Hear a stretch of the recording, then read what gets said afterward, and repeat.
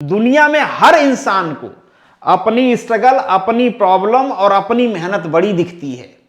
और दुनिया में हर इंसान को दूसरे की नौकरी, दूसरे की बीवी और दूसरे की सैलरी अच्छी दिखती है। कुछ लोगों के अलग ही एक्सक्यूज चल रहे हैं कि सर एग्जाम पोस्टपोन होगा कि नहीं होगा। मैंने कहा नहीं होगा। कि सर 2-3 महीने बस पोस्टपोन हो जाता ना तो मतलब सच बता रहा हूं, इस बार तो चीर फाड़ देता। मतलब 20-25 नंबर तो कैसे भी आ जाएगा ना।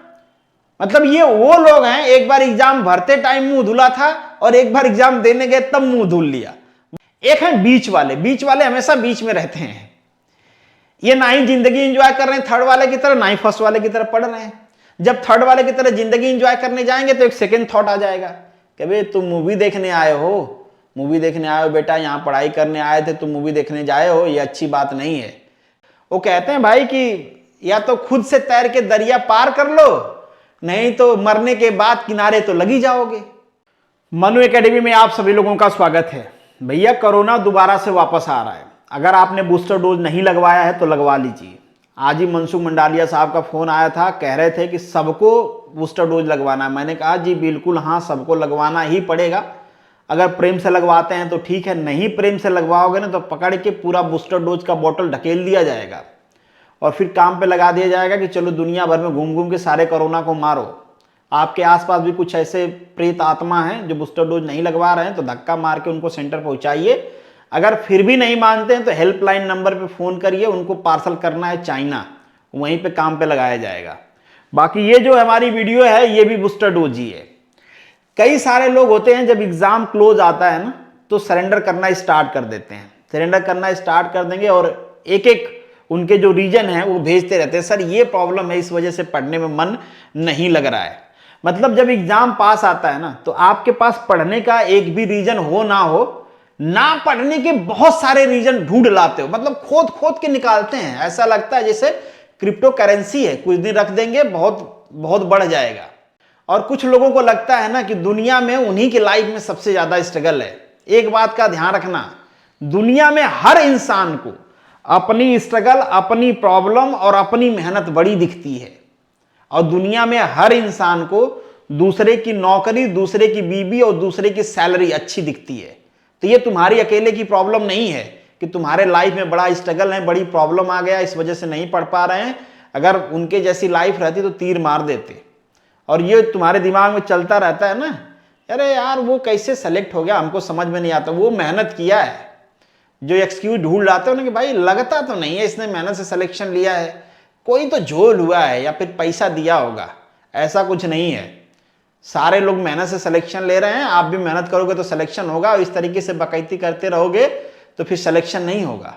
कुछ लोगों के अलग ही एक्सक्यूज चल रहे हैं कि सर एग्जाम पोस्टपोन होगा कि नहीं होगा। मैंने कहा नहीं होगा। कि सर 2-3 महीने बस पोस्टपोन हो जाता ना तो मतलब सच बता रहा हूं, इस बार तो चीर फाड़ देता। भैया नहीं हो पाएगा। इतने टाइम में नहीं कर पाए तब 2 महीना एग्जाम पोस्टपोन करके कौन सा तीर मार दोगे। और मैं तो कह रहा हूं अगली साल जो आने वाला है ना उसमें भी कुछ नहीं होगा। बस पोस्टपोन ही कराओगे या फिर नेक्स्ट वैकेंसी का इंतजार करोगे और इंतजार ही करते रह जाओगे। जो लोग दिमाग से पैदल होते हैं ना उनकी ट्रेन हमेशा छूटती है। चाहे ट्रेन टाइम से रहे चाहे वो छूटेगी जरूर। तो अगर लगना है तो लग जाइए, ज्यादा बकैती करने की जरूरत नहीं है।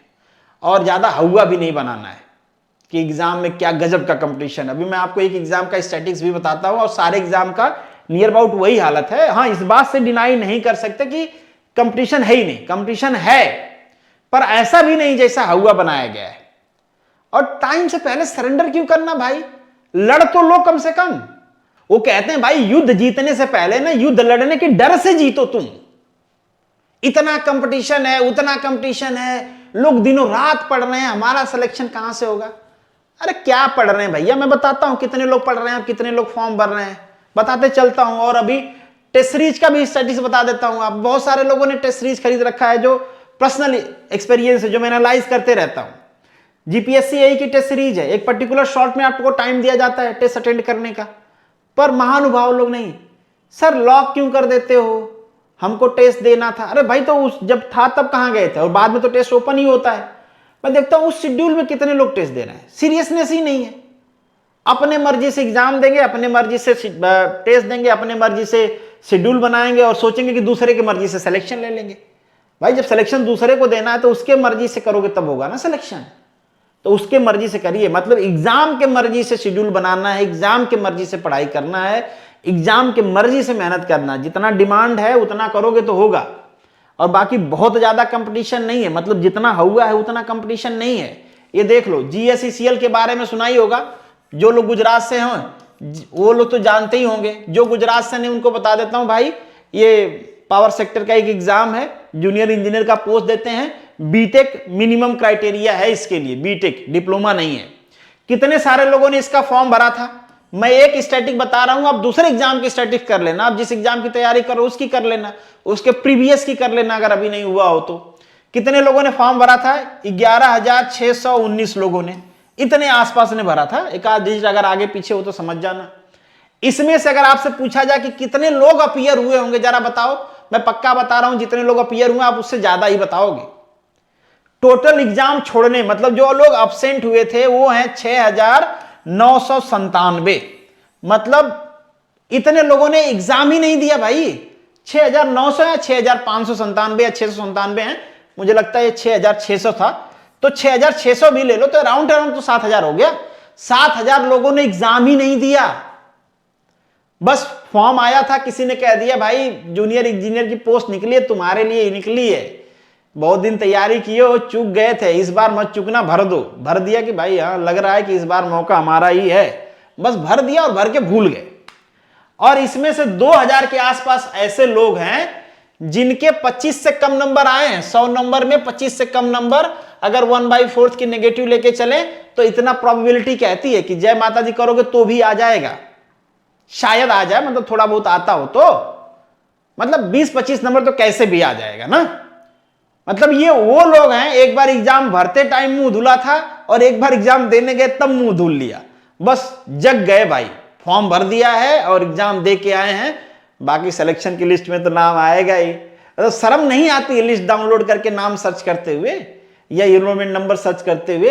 अरे जब मेहनत किया ही नहीं है तो उम्मीद क्यों करना, नहीं? अब मेहनत किए हो तो उम्मीद करना ठीक है। मतलब कुल मिला जुला के मेरे कहने का मतलब यह है कि कुछ 1,500 से 2,000 लोग ऐसे होते हैं जो सीरियसली एग्जाम की प्रिपरेशन कर रहे हैं।